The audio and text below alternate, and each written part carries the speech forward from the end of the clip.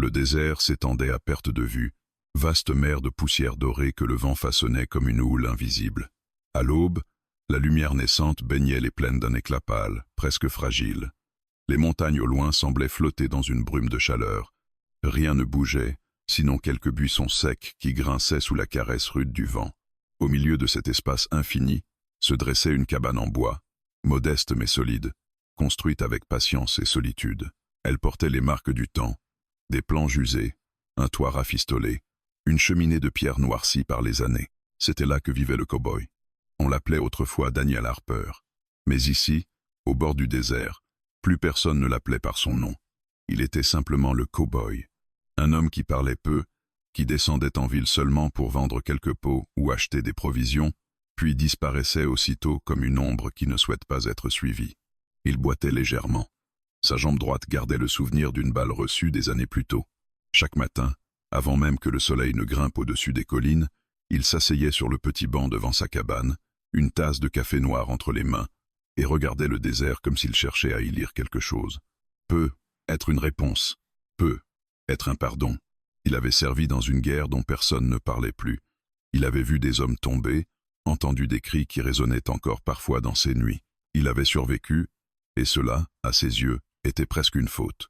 Depuis son retour, il vivait en retrait. Il réparait des clôtures pour les fermiers voisins quand ils le demandaient. Il chassait, il coupait du bois, il existait, rien de plus. La solitude était devenue son refuge. Le silence, sa seule compagnie fidèle. Ce soir-là pourtant, le vent soufflait différemment. Il se leva de sa chaise en bois, lorsque les premières rafales firent claquer les volets. Le ciel s'assombrissait déjà, des nuages lourds roulant au-dessus des montagnes. Une tempête approchait. Il entra dans la cabane, posa sa tasse près de l'évier et ajouta quelques bûches dans l'âtre. Le feu reprit vie, projetant des ombres mouvantes sur les murs. C'est alors qu'il entendit un bruit, d'abord faible, presque couvert par le vent. Un coup, puis un autre. Quelqu'un frappait à la porte. Daniel resta immobile. Personne ne venait jamais ici à cette heure. Personne ne venait jamais ici tout court. Les coups reprirent, plus insistants cette fois. Il attrapa son fusil posé près de la cheminée. Pas par peur immédiate par habitude. Le désert enseignait la prudence. Il s'approcha de la porte, chaque pas mesuré. Le bois vibrait sous les rafales. Il posa la main sur la poignée, inspira lentement, puis ouvrit. Une silhouette se tenait devant lui. Une femme, ses cheveux noirs, longs et emmêlés, fouettait son visage sous le vent. Ses vêtements, traditionnels mais déchirés, étaient couverts de poussière. Une tache sombre marquait son épaule du sang séché. Ses yeux, pourtant, brillaient d'une intensité troublante. Elle ne suppliait pas, elle ne tremblait pas.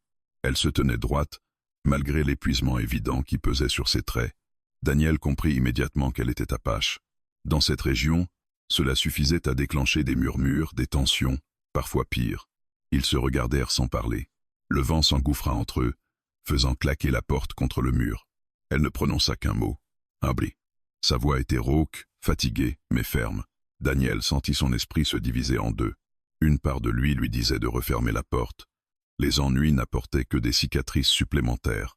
Une femme apache blessée pouvait signifier une poursuite, des hommes armés, des conflits qu'il avait juré de ne plus jamais affronter. Mais une autre part, plus ancienne, plus humaine, ne voyait qu'une personne à bout de force. Il observa son épaule. La blessure n'était pas superficielle. « Entrez », dit-il finalement, d'une voix basse. Il s'effaça. Elle entra sans un mot de plus. Le feu éclaira son visage lorsqu'elle passa le seuil. Il vit alors les marques de fatigue, la poussière collée à sa peau, mais aussi cette dignité intacte qui refusait de plier.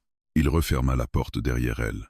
Pendant un instant, ils restèrent là, debout dans la lumière vacillante.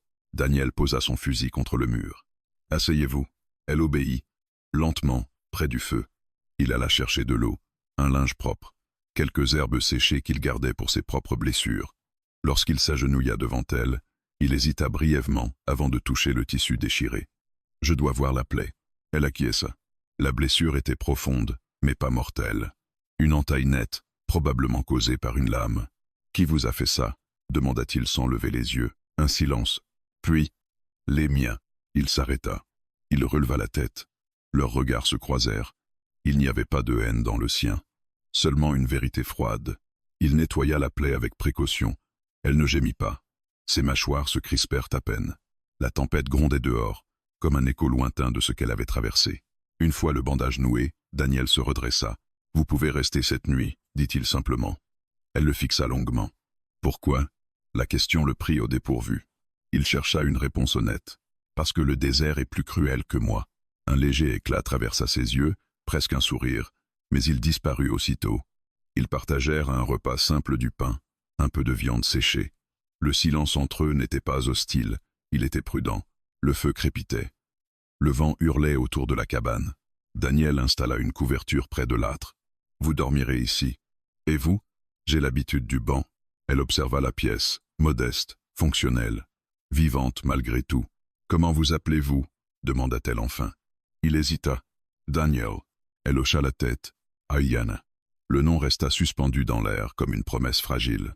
La nuit s'installa pleinement. Les flammes projetèrent leurs ombres sur les murs, deux silhouettes étrangères sous le même toit. Daniel s'assit près de la fenêtre, observant l'obscurité. Il savait que rien ne serait simple. Une femme rejetée par les siens ne frappe pas à une porte, sans que le monde la suive de près. Mais pour la première fois depuis longtemps, la cabane ne semblait plus vide, et tandis que le vent poursuivait sa danse sauvage autour d'eux, quelque chose d'invisible changeait déjà. Le silence n'était plus le même. Il n'était plus seul. L'aube se leva lentement sur le désert, teintant le ciel de nuances rosées et dorées. La tempête avait quitté les plaines pendant la nuit, ne laissant derrière elle qu'un silence humide et fragile. L'air sentait la terre mouillée et le bois brûlé. Daniel était déjà réveillé, assis devant la cabane, observant l'horizon comme à son habitude. Mais ce matin-là, quelque chose avait changé. À l'intérieur, il entendait une respiration autre que la sienne. Ayanna dormait encore près du feu, enveloppée dans la couverture qu'il lui avait donnée. La lumière matinale effleurait son visage, révélant des traits à la fois forts et délicats. La fatigue avait creusé de fines ombres sous ses yeux, mais même dans le sommeil, elle semblait alerte, prête à se lever au moindre danger. Daniel détourna le regard. Il n'était pas habitué à partager son espace. Chaque objet de la cabane avait trouvé sa place au fil des années. Chaque silence lui appartenait. Pourtant, la présence d'Ayanna ne lui semblait pas intrusive. Elle était là comme une braise silencieuse, discrète mais réelle. Lorsqu'elle se réveilla, elle ne sursauta pas. Elle ouvrit simplement les yeux, observa la pièce, puis se redressa lentement. Son regard croisa celui de Daniel à travers la porte entr'ouverte. Elle sortit quelques instants plus tard. « Merci pour la nuit », dit-elle simplement. Sa voix était plus stable qu'hier, mais la fatigue restait perceptible. Daniel hocha la tête. La blessure? Elle bougea l'épaule avec prudence. Elle brûle, mais je survivrai. Il se leva, alla chercher de l'eau fraîche et lui tendit une gourde. Elle but sans empressement, comme quelqu'un qui a appris à économiser chaque ressource. Le silence retomba entre eux, mais cette fois, il était moins lourd. « Vous avez dit que les vôtres vous ont blessé, » reprit Daniel d'une voix calme. « Pourquoi » Ayanna resta debout face au désert, le regard fixé vers les collines lointaines. « Parce que j'ai refusé d'obéir. » Elle marqua une pause. « On m'avait choisi un mari. » Daniel ne dit rien. Un homme plus âgé, respecté, puissant. Sa mâchoire se crispa légèrement. Je devais accepter. Pour l'équilibre du clan, pour la tradition, elle se tourna vers lui. Mais je ne suis pas une offrande. Dans ses yeux, Daniel aperçut une flamme qu'il connaissait bien, celle des gens qui refusent de plier, même lorsque le monde entier exige leur soumission. J'ai parlé devant les anciens, continua-t-elle. J'ai dit que je ne me marierais pas sans choisir moi-même. Certains m'ont soutenu, mais pas assez. Sa main effleura son bandage. Le frère de l'homme a tenté de me forcer à comprendre ma place. Daniel sentit une colère froide monter en lui. Une colère qu'il avait appris à contenir. Et vous êtes parti. Non, on m'a chassé. Le vent souleva une mèche de ses cheveux. Être rejeté, c'est pire que mourir. On vous retire votre nom, votre feu, votre terre. Vous devenez invisible. Daniel comprenait ce sentiment. Après la guerre, il avait eu l'impression que le monde avait continué sans lui, que les rues de la ville étaient devenues étrangères, que son propre nom sonnait creux. « Vous pouvez rester ici quelques jours, » dit-il finalement. Le temps de reprendre des forces. Elle l'observa longuement. « Vous savez ce que cela signifie. » « Oui. » Les rumeurs voyageraient vite. Une femme apache vivant chez un cow-boy solitaire ne passerait pas inaperçue. Vous risquez des ennuis. Je les connais déjà. Un léger silence s'installa. Puis, sans un mot, Ayanna s'approcha du puits pour puiser de l'eau. Elle ne demanda pas la permission. Elle agit comme quelqu'un qui refuse d'être un fardeau. Daniel la regarda faire. Elle était précise dans ses gestes, efficace. Même blessée, elle portait les seaux sans se plaindre. Plus tard, il la trouva en train de réparer un filet accroché derrière la cabane. « Je n'ai rien demandé, dit-il. Je sais, vous êtes mon invité. » Elle leva les yeux vers lui. « Je ne veux pas être une invitée. Je veux être utile. » Il resta silencieux. Cette phrase résonna en lui plus qu'il ne l'aurait voulu. Le soleil monta haut dans le ciel. La chaleur devint dense, presque oppressante. En milieu d'après-midi, un nuage de poussière apparut au loin sur la route menant au village. Daniel plissa les yeux. 2 cavaliers. Ils passèrent sans s'arrêter, mais l'un d'eux tourna la tête vers la cabane. Il avait vu. Le soir venu, Daniel sentit l'inquiétude s'installer dans l'air comme une ombre invisible. À l'intérieur, Ayana préparait une infusion d'herbe qu'elle avait trouvée près du ruisseau. « Vous n'avez pas peur ?» demanda-t-elle soudain. Il réfléchit. C'est. Elle sembla surprise par l'honnêteté, mais la peur n'a jamais empêché les hommes de faire ce qu'ils jugent juste. Elle soutint son regard. « Pourquoi m'aidez-vous vraiment ?» La question était directe. Il resta un long moment sans répondre. Puis, parce que j'ai déjà fermé une porte à quelqu'un qui avait besoin d'aide, elle comprit qu'il n'en dirait pas plus. Et pour l'instant, cela suffisait. La nuit tomba lentement, enveloppant la cabane d'un manteau sombre. Le feu reprit vie dans l'âtre. Ils mangèrent en silence, mais ce silence était différent de celui de la veille. Il n'était plus méfiant. Il était partagé. Dehors, quelque part dans l'obscurité, des regards pouvaient déjà se poser sur la petite maison isolée. Mais à l'intérieur, 2 êtres rejetés par leur propre monde apprenaient à coexister. Et sans le savoir encore, ils commençaient à construire quelque chose de plus solide que le bois et la pierre. Quelque chose qui ressemblait, lentement, à un foyer. Le 3e matin fut plus calme que les précédents. Le désert semblait retenu, presque suspendu dans une attente invisible. L'air était clair, limpide, et le soleil s'élevait sans nuages pour troubler sa course. Daniel était déjà dehors lorsqu'Ayana sortit de la cabane. Elle s'était lavée au ruisseau à l'aube, ses cheveux noirs encore humides tombant librement sur ses épaules. La blessure à son épaule la faisait toujours souffrir, mais elle ne laissait rien paraître. Elle observa les alentours comme si elle cartographiait mentalement chaque détail. La clôture à moitié affaissée, le petit potager abandonné, les outils rangés contre le mur. Rien n'était négligé, mais tout portait la marque d'un homme vivant seul depuis trop longtemps. Daniel fendait du bois, ses gestes précis malgré sa jambe raide. Le bruit sec de la hache rythmait le silence. Ayana s'approcha sans parler. Elle ramassa les bûches coupées et les empila près du mur. Il ne protesta pas cette fois. Ils travaillaient côte à côte, chacun respectant l'espace de l'autre. Il n'y avait ni ordre, ni explications inutiles, juste une entente silencieuse. « Vous n'êtes pas habitué à partager » dit-elle finalement. Daniel posa la hache. « Non, cela vous dérange ?» Il la regarda. Pas autant que je l'aurais cru. Un léger souffle, presque un rire, passa sur ses lèvres. Au fil des jours, une routine fragile s'installa. Ayana nettoyait, réparait, organisait. Elle trouva des herbes médicinales dans les collines proches et en fit sécher plusieurs près de la fenêtre. Elle remit de l'ordre dans les étagères, sans effacer les habitudes de Daniel. Elle ne cherchait pas à prendre sa place. Elle cherchait la sienne.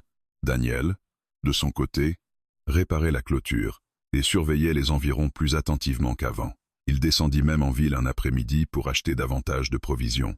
La ville n'était qu'à 1 heure à cheval, mais l'atmosphère y était toujours lourde de regards et de jugements. Lorsqu'il entra dans le saloon, les conversations baissèrent légèrement. « On dit que t'as de la compagnie, Harper », lança un homme au comptoir. Daniel continua d'avancer sans répondre. « Une indienne, paraît-il. » Le mot traîna dans l'air comme une accusation.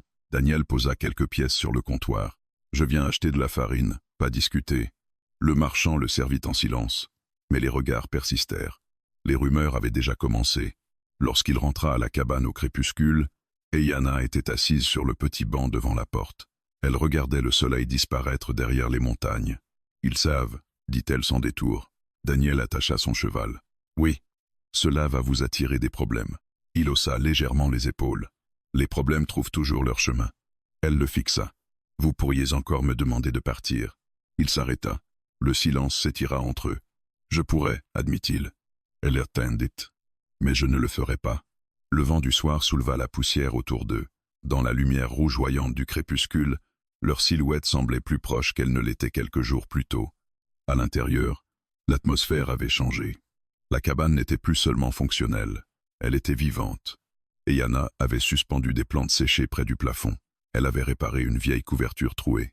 Elle avait même commencé à tracer, discrètement, quelques symboles apaches sur un morceau de bois près de la porte. Daniel les avait remarqués, mais n'avait rien dit. Un soir, alors que le feu crépitait doucement, il rompit le silence. « Vous ne me devez rien. » Elle leva les yeux. « In rast pespoded. » Alors pourquoi? Elle hésita. « Parce que je ne veux plus fuir. » Ces mots résonnèrent profondément. Daniel comprit ce qu'elle voulait dire. Fuir les regards, fuir la mémoire, fuir la douleur. Il s'était lui-même exilé dans le désert pour éviter le monde. Peut-être que leur rencontre n'était pas un hasard, mais la collision de deux retraites. Le lendemain, alors qu'il travaillait près du puits, un coup de feu retentit au loin, et Yana se figea immédiatement. Daniel attrapa son fusil. Un second coup résonna. Plus proche cette fois. Ils échangèrent un regard. « Des chasseurs » murmura-t-elle. « Peut-être. » Mais Daniel connaissait la différence entre un tir de chasse et un tir d'avertissement. Celui-ci était un message. Ils restèrent immobiles quelques secondes, scrutant l'horizon. Personne n'apparut. Le silence retomba, plus lourd qu'avant. « Ils testent » dit-il finalement. « Ils veulent voir si je réagis. »« Qui ?»« Ceux qui n'aiment pas ce qu'ils ne comprennent pas. » Et Yana serra les mâchoires. « Je peux partir cette nuit. » Il tourna brusquement la tête vers elle. « Non. » Sa voix était ferme, presque dure. Elle soutint son regard sans reculer. « Je ne veux pas que votre sang coule pour moi. Ce n'est pas pour vous, » répondit-il. « C'est pour ce que je choisis. » Leurs regards restèrent accrochés. Pour la première fois, la tension entre eux n'était pas seulement prudente. Elle était chargée d'émotion. Le vent reprit, soulevant la poussière autour d'eux comme un rideau invisible. Ce soir-là, ils restèrent assis plus près du feu que d'habitude. Les ombres dansaient sur les murs. « Quand j'étais enfant, » dit Yana doucement, « on m'a appris que le foyer n'est pas une maison. C'est un endroit où l'on peut poser son arme sans peur. » Daniel regarda son fusil appuyé contre le mur. « Je n'ai jamais vraiment posé le mien. » Elle tendit la main vers lui. Pas pour le toucher, juste pour réduire la distance. Peut-être qu'il est temps. Le feu crépitait doucement. Dehors, l'obscurité enveloppait la cabane. Les menaces existaient toujours. Les rumeurs aussi. Le danger n'avait pas disparu. Mais à l'intérieur, quelque chose de plus fort grandissait. Deux solitudes qui, lentement, apprenaient à ne plus se méfier. Deux êtres que leur monde respectif avait rejetés, découvrant qu'ensemble, ils pouvaient tenir debout. Le désert restait vaste et impitoyable. Mais sous ce toit de bois, une alliance silencieuse prenait forme. Et cette fois, ni le vent ni les murmures de la ville ne pourraient l'effacer facilement. Le vent changea avant même que Daniel ne les voie. Ce n'était pas une vraie tempête, plutôt une modification subtile dans l'air. Le désert possède son propre langage, et Daniel l'avait appris au fil des années. Quand quelque chose approche, les oiseaux se taisent. Les chevaux deviennent nerveux, même la poussière semble hésiter. Ce matin-là, le silence était trop profond, et Yana le sentit aussi. Elle sortit de la cabane en attachant ses cheveux derrière sa nuque, son regard parcourant l'horizon avec une attention instinctive. « Il y a quelque chose », dit-elle doucement. Daniel acquiesça sans répondre. Il posa sa main sur la barrière qu'il réparait et plissa les yeux vers les collines. Puis il les vit, trois silhouettes à cheval, lointaines, immobiles. Ils observaient. Aucune bannière, aucun cri, juste des hommes plantés dans la poussière, évaluant la petite cabane isolée comme on jauge une proie. Et Yana resta parfaitement droite. « Je les connais », murmura-t-elle. Daniel tourna légèrement la tête vers elle. « Les vôtres ? » ?»« Non, pas mon clan. » Sa voix se durcit. « Des hommes liés à celui que j'ai refusé. » Le désert semblait retenir son souffle. Les cavaliers ne s'approchaient pas. Pas encore. Daniel entra calmement dans la cabane et prit son fusil. Il vérifia les cartouches sans précipitation. Quand il ressortit, les hommes étaient toujours là. « Ils veulent vous effrayer, » dit-il. « Ils veulent vous tester. » Leurs regards se croisèrent. Il n'y avait plus de doute. Ce n'était plus une simple cohabitation silencieuse. Ils étaient désormais liés par un danger commun. Les cavaliers finirent par tourner leurs chevaux et disparaître derrière la crête. Mais le message était clair. Ils reviendraient. Le reste de la journée s'écoula sous tension. Daniel renforça la porte. Il plaça des planches supplémentaires aux fenêtres. Il vérifia les réserves d'eau et de nourriture. Yana ne protesta pas. Elle entra dans la cabane et revint avec un arc qu'elle avait fabriqué à partir d'une vieille branche souple et de cordes récupérées. Daniel la regarda sans ironie. « Vous savez vous en servir ?» Elle soutint son regard. « Mieux que vous ne le pensez. Le soleil descendit lentement, teintant le ciel de rouge sombre. Le soir venu, ils mangèrent en silence. Puis, sans qu'ils sachent pourquoi, Daniel parla. « J'ai perdu un homme une fois. » Et Yana leva les yeux. Il fixait le feu. Il avait dit à 7 ans. Trop jeune pour porter un uniforme. Trop jeune pour mourir dans le sable. Sa voix restait stable, mais ses doigts se crispèrent légèrement. Il était sous mon commandement. On nous avait dit d'attendre, de ne pas bouger. Mais j'ai cru entendre un appel. J'ai cru qu'il restait des survivants. Il inspira profondément. C'était un piège. Le feu crépitait doucement. J'ai choisi d'avancer. Il m'a suivi. Le silence pesa lourd. Je suis revenu. Pas lui. Et Yana ne parla pas immédiatement. Ce n'était pas votre faute. Il secoua lentement la tête. C'est moi qui ai ouvert la marche. Elle observa son visage marqué par le temps et la culpabilité. Vous ne pouvez pas porter toutes les morts du monde. Il la regarda enfin. Mais je peux choisir celle que je refuse de laisser arriver. Elle comprit. Il ne la protégeait pas par pitié. Il la protégeait parce qu'il refusait de revivre l'impuissance. Au cœur de la nuit, les chevaux hennirent brusquement. Daniel se redressa immédiatement. Un brut, une passe, puis une ombre glissant près de la clôture. Il se leva sans un mot, et Yana était déjà debout, arc en main.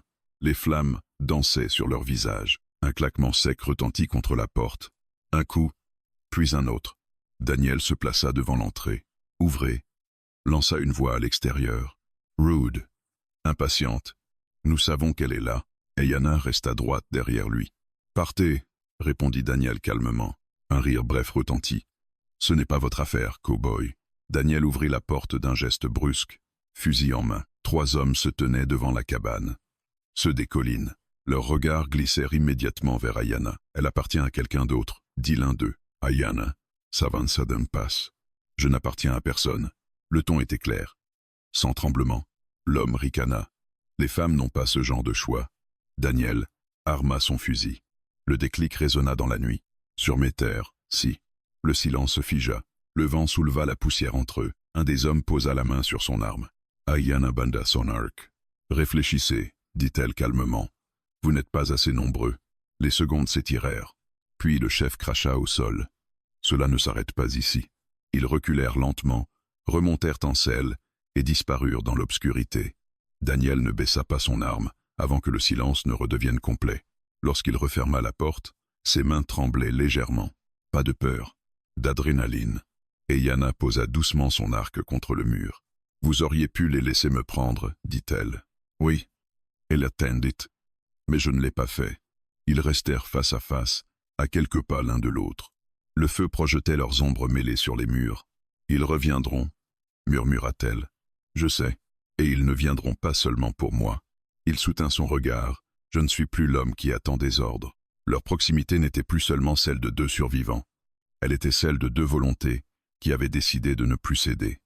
Et Yana s'approcha lentement. « Si cela devient trop dangereux, ce sera mon choix, coupa-t-il. » Le silence retomba. Mais cette fois, il n'était plus fragile. Il était déterminé. Dehors, le désert retrouvait son calme apparent. À l'intérieur, quelque chose avait changé définitivement. Daniel n'était plus simplement un homme solitaire protégeant son espace. Il avait fait un choix. Et dans ce choix, il retrouvait une part de lui qu'il croyait morte. Les ombres du passé n'avaient pas disparu. Mais pour la première fois, elles n'étaient plus seules à occuper la pièce. Il y avait désormais une lumière, fragile, mais réelle. Le lendemain de la confrontation, le désert ne retrouva pas son calme habituel. Le vent s'était levé dès l'aube, chargé d'une tension presque palpable. Le ciel, d'un bleu trop clair, semblait annoncer quelque chose de plus violent que la simple chaleur. Daniel n'avait presque pas dormi. Il était resté assis près de la fenêtre une grande partie de la nuit, le fusil posé contre ses genoux, l'oreille attentive au moindre bruit. Et Yana, elle, avait dormi par intermittence. Elle avait appris, dans son enfance, à reposer son corps même lorsque l'esprit restait éveillé. Au lever du jour, ils échangèrent un regard silencieux. Aucun mot n'était nécessaire. Ils savaient. La menace ne s'était pas dissipée avec l'obscurité. Daniel sortit pour vérifier les traces autour de la cabane. Il trouva des empreintes fraîches près de la clôture. Ils étaient revenus pendant la nuit. Ils avaient observé, testé la solidité des barrières. Et Yana s'agenouilla près des marques. Ils sont 4 maintenant. Daniel hocha la tête. Ils reviendront en plein jour cette fois, pour montrer qu'ils n'ont pas peur. Le vent se renforça. soulevant des spirales de poussière autour d'eux. Le désert lui-même semblait se préparer. Ils passèrent la matinée à renforcer la cabane. Daniel déplaça des sacs de sable près de l'entrée. Il vérifia ses cartouches une nouvelle fois. Eyana affûta des flèches avec une précision méthodique. Il travaillait sans panique, mais sans illusion. En début d'après-midi, les chevaux s'agitèrent brusquement. Daniel leva la tête. Une ligne sombre apparaissait au loin. Cette fois, ils ne restaient pas immobiles. Ils approchaient. 4 cavaliers, puis 5. Le cœur de Daniel ralentit au lieu de s'emballer. Une étrange clarté envahit son esprit, celle qu'il avait ressentie autrefois, juste avant une bataille. Eyana se plaça près de lui. « Je peux partir par l'arrière. Les attirer ailleurs. » Il secoua la tête. « Non, ils sont trop nombreux. Alors nous serons assez. » Elle le fixa. Il n'y avait aucune bravade dans son ton, seulement une décision ferme. Les cavaliers s'arrêtèrent à une trentaine de mètres. Le chef descendit de son cheval. « Dernière chance, cowboy. » Le vent siffla entre eux. « Donne-la nous, et nous partirons. » Daniel resta immobile. « Elle ne vous appartient pas. » Un sourire froid étira les lèvres de l'homme. « Elle appartient à son peuple. » Eyana fit un pas en avant. « Mon peuple m'a rejeté. » Le regard du chef se durcit. « Alors tu n'es plus rien. » Ces mots frappèrent comme une gifle invisible. Mais Eyana ne baissa pas les yeux. « Je suis encore moi. » Un coup de feu éclata soudainement. La balle frappa le bois de la cabane, à quelques centimètres de Daniel. La tempête éclata. Daniel riposta immédiatement. Le tir força les cavaliers à se disperser. Les chevaux se cabrèrent. Eyana décocha sa première flèche. Elle atteignit l'épaule d'un homme qui cria en tombant de sa selle. Le vent redoubla, soulevant un nuage de sable qui réduisait la visibilité. Les coups de feu se mêlaient aux hurlements du désert. Daniel sentit une brûlure vive traverser son flanc. Il recula d'un pas. Touché, il serra les dents. Pas maintenant. Eyana remarqua immédiatement le sang qui s'étendait sur sa chemise. Daniel, continue. Sa voix était ferme malgré la douleur. Elle tira une seconde flèche. Un autre homme tomba. Le chef jura et ordonna la retraite. La tempête de sable devenait trop dense. La confusion jouait contre eux. Un dernier coup de feu claqua, puis le bruit des sabots s'éloigna. Le silence retomba, lourd et chaotique. Daniel vacille. Eyana le rattrapa avant qu'il ne tombe. « Restez avec moi. » Elle le guida à l'intérieur, referma la porte d'un coup de pied, puis le fit asseoir près du feu. Le sang coulait plus abondamment qu'il ne voulait l'admettre. « Ce n'est rien, » murmura-t-il. « Ne mentes pas. » Sa voix n'était pas douce. Elle était déterminée. Elle déchira le tissu autour de la blessure. La balle avait traversé sans rester coincée. Une chance. Elle nettoya la plaie avec rapidité et précision, utilisant les herbes qu'elle avait préparées les jours précédents. Daniel serra les mâchoires. Il ne cria pas, mais ses mains tremblaient. « Pourquoi » murmura-t-elle en serrant le bandage. « Pourquoi risquer votre vie pour moi ?»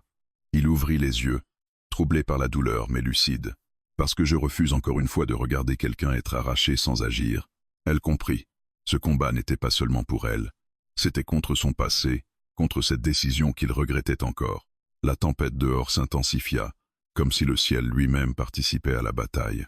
À l'intérieur, Eyana resta près de lui.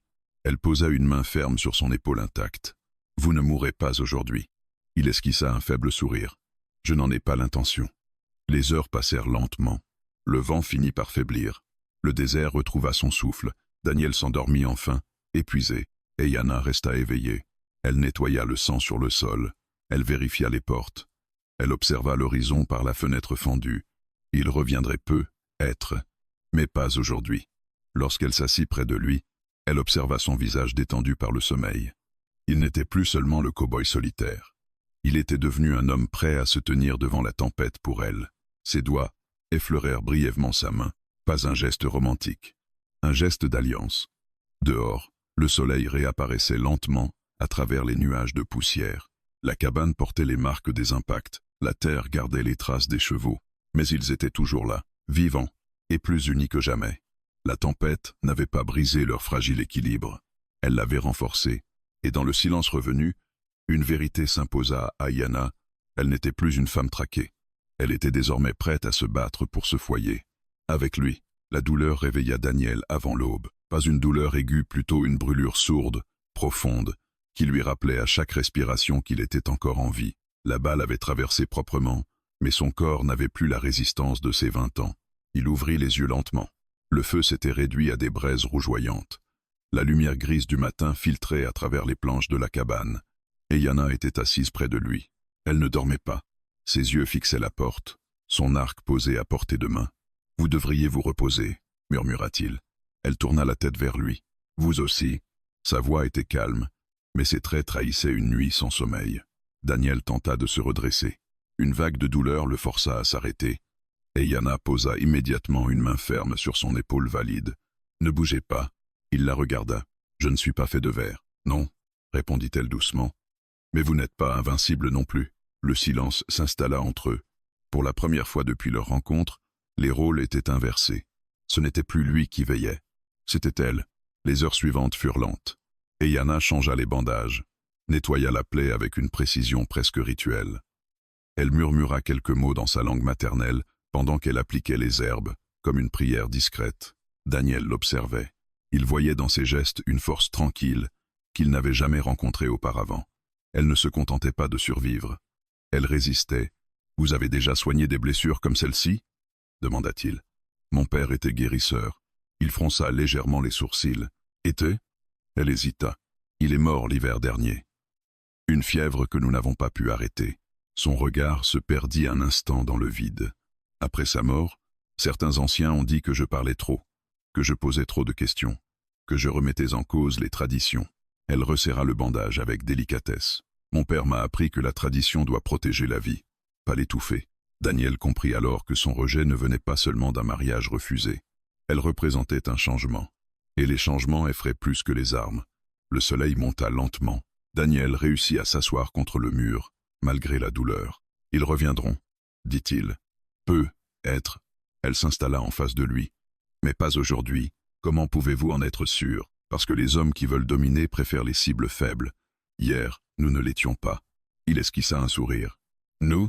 Elle soutint son regard. « Oui, nous. » Le mot résonna dans la petite cabane. Il n'y avait plus de séparation claire entre l'hôte et l'invité. Il y avait une alliance. Dans l'après-midi, la chaleur devint étouffante. Daniel sombra dans un sommeil agité. Des images de guerre revinrent. Le sable rouge, les cris, le jeune soldat tombant devant lui. Il se redressa brusquement, haletant. Et Yana était là immédiatement. « Ce n'est plus là-bas, » dit-elle doucement. Il mit un moment à revenir au présent. Parfois, ça ne part jamais vraiment. Elle s'assit près de lui. Chez nous, on dit que l'âme reste bloquée là où elle a eu peur. Il la regarda. Et comment la libérer? Elle posa une main sur sa poitrine, en lui donnant un endroit où se sentir en sécurité. Il resta silencieux. « Je n'ai jamais vraiment eu ça, » avoua-t-il. Maintenant, si. Leurs regards se croisèrent. Ce n'était pas une déclaration d'amour. C'était plus profond, plus brut. C'était la reconnaissance de deux blessures qui se comprenaient. Plus tard, Yana sortit quelques instants pour chercher de l'eau. Daniel resta seul dans la cabane. Il observa les plantes suspendues, les symboles gravés près de la porte. Sa maison ne lui appartenait plus entièrement, et cela ne le dérangeait pas. Au contraire, quand elle revint, le soleil commençait à décliner. Elle posa le seau, puis s'assit face à lui. « Si votre blessure s'aggrave, dit-elle, vous devrez rester immobile plusieurs jours. » Il hocha la tête. « Alors vous devrez défendre la cabane seule. » Elle ne détourna pas les yeux. « Je le ferai. » Un long silence suivit. Puis il posa la question qui lui brûlait les lèvres. « Si votre clan vous appelait à revenir, que feriez-vous » Elle réfléchit longuement. « Avant, j'aurais dit oui. Même après tout. » Elle inspira profondément. « Mais maintenant, je ne veux plus retourner là où ma voix n'a pas de place. Et ici ?» Elle balaya la pièce du regard. « Ici, je ne suis pas réduite au silence. » Il sentit quelque chose se fissurer en lui. Une vieille barrière. Je ne suis pas un homme facile à vivre. Un léger sourire passa sur ses lèvres. Moi non plus. Le feu crépitait doucement. Dehors, le désert prenait une teinte dorée. Et Yana s'approcha un peu plus près. Pas par faiblesse, par choix. Vous m'avez offert un abri, dit-elle. Mais vous m'avez surtout offert une décision. Laquelle? Celle d'y rester. Le mot flotta dans l'air. Reste. Pas fuir, pas survivre ailleurs. Reste riche. Avec lui. Daniel tendit lentement la main. Il hésita une fraction de seconde. Puis leurs doigts se frôlèrent. Un contact simple, chaleureux, réel. Il n'y avait pas de passion brûlante, pas de promesses irréfléchies, seulement une vérité partagée. Ils n'étaient plus deux solitudes réunies par accident. Ils étaient devenus un choix mutuel.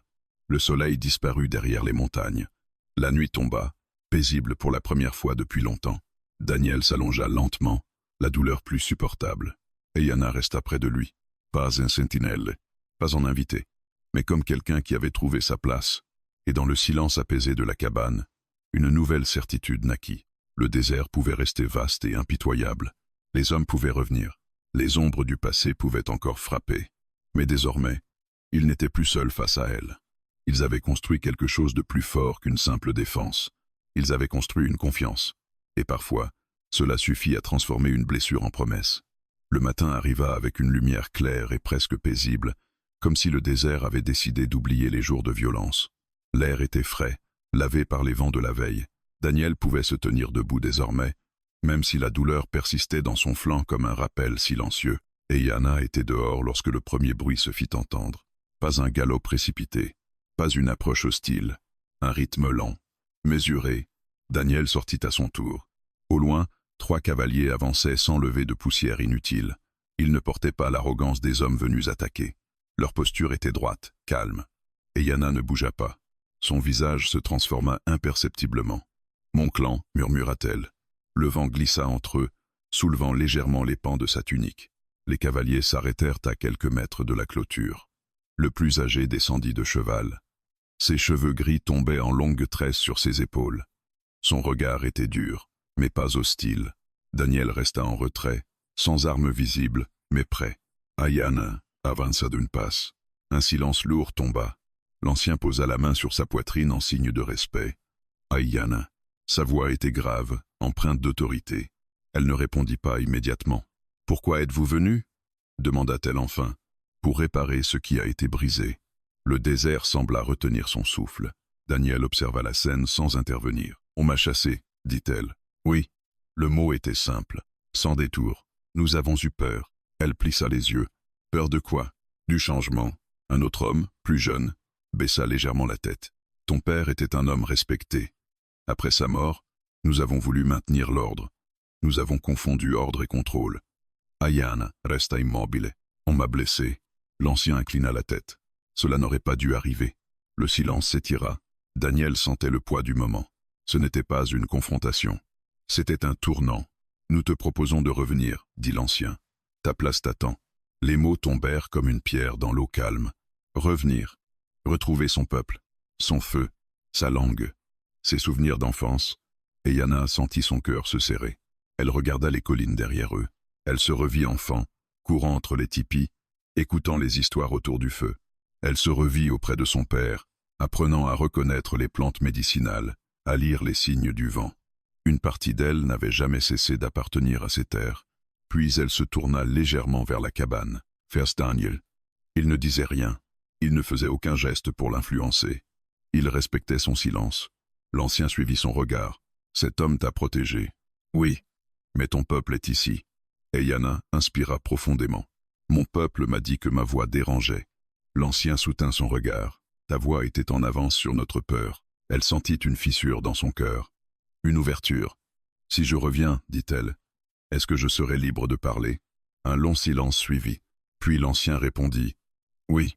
Le vent souffla plus fort, comme pour ponctuer la promesse. Daniel sentit une étrange tension dans sa poitrine. Pas de jalousie, pas de colère, mais la conscience que son rôle touchait peut être à sa fin. Il avait offert un refuge. Peu. Être était-il temps qu'elle retrouve sa maison? Et Yana s'approcha lentement de la clôture. Elle pouvait presque sentir l'odeur familière du feu de son clan. Elle pouvait entendre, dans son esprit, les chants du soir. Mais elle pensa aussi aux nuits passées ici, au silence partagé, à la manière dont Daniel avait levé son arme sans hésiter, à la manière dont il avait écouté ses mots sans chercher à les étouffer. Elle se tourna vers lui. « Si je pars, dit-elle doucement. » Il soutint son regard. « Alors tu pars. » Pas de supplication, pas de retenue, juste une acceptation claire. C'était cela, le respect. L'ancien observa l'échange. Il comprenait désormais. Et Yana n'était plus une fille cherchant à prouver sa valeur. Elle était une femme qui choisissait. Elle ferma les yeux un instant, puis elle parla. « Je ne reviendrai pas. » Le vent sembla s'arrêter. L'ancien ne bougea pas. « Ta place est parmi nous. Ma place est là où ma voix existe. » Sa voix tremblait légèrement, mais ne se brisait pas. « Je ne renie pas mon peuple. Je porte encore ses histoires, c'est savoir. Mais je ne peux pas revenir à ce que j'étais. Un silence lourd s'installa. Puis, à la surprise de Daniel, l'ancien inclina la tête. Alors tu as grandi. Il remonta lentement à cheval. Notre feu te sera toujours ouvert. Et Yana sentit ses yeux brûler. Mais elle ne pleura pas. Les cavaliers firent demi-tour. Ils ne partirent pas dans la colère. Ils partirent dans l'acceptation. Le désert les engloutit progressivement. Et Yana resta immobile longtemps après leur disparition. Daniel s'approcha sans précipitation. « Tu es sourd ?» Elle hocha la tête. « Oui. » Il observa l'horizon une dernière fois. « Alors tu restes. » Elle se tourna vers lui. « Oui. » Pas par peur, pas par fuite, par choix. Il y eut un silence. Mais cette fois il était léger, presque lumineux. « Je ne peux pas t'offrir un clan, dit-il. » Elle esquissa un léger sourire. « Je ne cherche pas un clan. » « Alors quoi ?» Elle s'approcha un peu plus. Un endroit où je ne suis pas réduite au silence. Il comprit. Ce qu'elle choisissait n'était pas seulement lui. C'était la liberté. Et il était prêt à la respecter. Le soleil descendait lentement derrière les montagnes. La cabane projetait une ombre longue sur la terre. Ils restèrent côte à côte, sans se toucher. Deux silhouettes face au désert. Mais cette fois, il ne semblait plus perdu dans son immensité. Il semblait ancré. Le choix avait été fait. Et parfois, le plus grand acte de courage n'est pas de combattre. C'est ce qui reste. Le désert ne change jamais vraiment. Il reste vaste, indifférent, silencieux. Mais parfois, ce sont les hommes qui changent en son sein. Les jours qui suivirent la visite du clan furent étrangement paisibles. Aucun cavalier hostile n'apparut à l'horizon. Aucun coup de feu ne troubla l'air sec du matin. Le vent soufflait comme il l'avait toujours fait, mais la cabane semblait différente. Elle respirait autrement. Daniel pouvait désormais marcher sans vaciller. La blessure tirait encore, mais elle cicatrisait bien. Et Yana veillait à changer les bandages chaque jour, sans dramatiser, sans le traiter comme un homme fragile. Elle ne le protégeait pas, elle l'accompagnait. Un matin, Daniel trouva Yana derrière la cabane, en train de retourner la terre abandonnée du potager. « Je croyais que vous n'aimiez pas cultiver, » dit-elle en le voyant approcher. « Je n'avais personne pour manger ce que je plantais. » Elle s'arrêta. Un léger sourire passa entre eux. « Alors nous planterons davantage. » Ils travaillèrent côte à côte sous le soleil. Le sol était dur, mais fertile. Et Yana traça des rangées droites, méthodiques. Elle planta des herbes médicinales près de la porte, là où la lumière restait douce le matin. Daniel construisit une petite barrière supplémentaire autour du terrain. Leur geste était simple, mais il n'était plus seulement pratique. Il construisait. La première visite du village arriva 3 jours plus tard. Un vieil homme, propriétaire d'un ranch voisin, s'approcha à cheval sans arme visible. Daniel le reconnut immédiatement. « Harper » lança-t-il en descendant. Son regard glissa vers Yana. Un silence. Puis il ôta son chapeau. « On dit que vous avez tenu tête à ces hommes. » Daniel haussa les épaules. « On a défendu notre maison. » Le mot résonna doucement. « Notre. » Le vieil homme hocha lentement la tête. Ils ont causé des problèmes ailleurs aussi. Peut-être qu'il était temps que quelqu'un leur résiste. Son regard se posa sur Yana. « Vous êtes la bienvenue tant que vous ne cherchez pas d'ennui. » Et Yana soutint son regard sans agressivité. « Je ne cherche pas d'ennui, seulement la paix. » L'homme remit son chapeau. « Alors vous la trouverez peu, être ici. » Il repartit sans autre mot. Ce n'était pas une amitié, mais ce n'était plus une menace. Les semaines passèrent. La cabane évolua. Daniel ajouta une petite extension sur le côté, une pièce simple mais solide. Pas une chambre luxueuse, un espace à elle. Quand il termina, il resta devant la nouvelle porte, un peu hésitant. Je ne savais pas si... Elle posa une main sur le bois frais. Merci. Elle ne demanda pas pourquoi il l'avait fait. Elle comprenait. Il ne voulait pas l'enfermer dans son espace. Il voulait qu'elle ait le sien. Un soir, alors que le ciel s'embrasait d'orange et de rouge, Yana alluma un petit feu à quelques mètres de la cabane, pas le feu de la cheminée, un feu à ciel ouvert. Daniel s'approcha. C'est pourquoi, pour remercier la terre. Elle jeta quelques herbes dans les flammes. Une odeur douce s'éleva dans l'air. Chez moi, on dit qu'un foyer doit être honoré pour rester vivant. Il resta debout à ses côtés. Le silence n'était plus lourd. Il était habité. Je ne pensais pas un jour partager ma terre avec quelqu'un, admit-il. Ce n'est plus seulement votre terre. Il la regarda. Elle ne disait pas cela pour revendiquer. Elle disait cela parce que c'était devenu vrai. Les saisons commencèrent lentement à changer. Les nuits devinrent plus fraîches. Le potager poussa. Les herbes séchées pendaient sous le toit comme des guirlandes naturelles. Un matin, Daniel descendit en ville pour vendre quelques pots. Lorsqu'il revint, il posa un petit paquet sur la table, et Yana l'ouvrit. Un tissu. Simple, mais neuf. Vous n'aviez pas besoin de... Je sais. Elle effleura le tissu du bout des doigts. Ce n'était pas un cadeau grandiose. C'était une attention, et cela suffisait. Un soir, assis devant la cabane, Daniel observa Ayana tracer de nouveaux symboles près de la porte. Que signifie-t-il? Protection, mémoire, liberté. Il hocha lentement la tête. Et celui-là, elle traça une ligne plus épaisse. Choix. Le mot resta suspendu dans l'air. Daniel comprit que tout ce qu'ils avaient construit reposait sur cela, pas sur la peur, pas sur la nécessité, sur un choix répété chaque jour. Reste, travailler ensemble, se faire confiance. Plus tard, alors que la nuit tombait doucement, Ayana s'assit près de lui. Quand je suis arrivée ici, dit-elle, je pensais que je ne faisais que chercher un abri. Il tourna légèrement la tête vers elle. Et maintenant, elle regarda la cabane, le potager, les montagnes au loin. Maintenant, je sais que j'ai trouvé un foyer. Il inspira profondément. Il n'avait jamais vraiment cru à ce mot. Pour lui, un foyer avait toujours été un endroit que l'on quitte, ou que l'on perd. Mais ici, dans ce silence partagé, il comprenait enfin. Un foyer n'est pas fait de murs. Il est fait de présence. Ils restèrent assis longtemps, sans parler. Le désert s'étendait autour d'eux, vaste et indifférent comme toujours. Mais au cœur de cette immensité, une petite cabane en bois résistait. Pas parce qu'elle était solide, mais parce que deux êtres avaient décidé d'y rester. Daniel posa lentement sa main près de celle d'Ayana. Leurs doigts se frôlèrent. Pas une promesse brûlante, pas une déclaration théâtrale, juste une certitude tranquille. Le monde pouvait encore être cruel. Les hommes pouvaient encore juger. Les tempêtes pouvaient revenir. Mais ils avaient appris quelque chose de plus fort que la peur. Ils avaient appris à choisir. Et dans ce choix quotidien, répété sous chaque lever de soleil, se trouvait la véritable définition d'un foyer.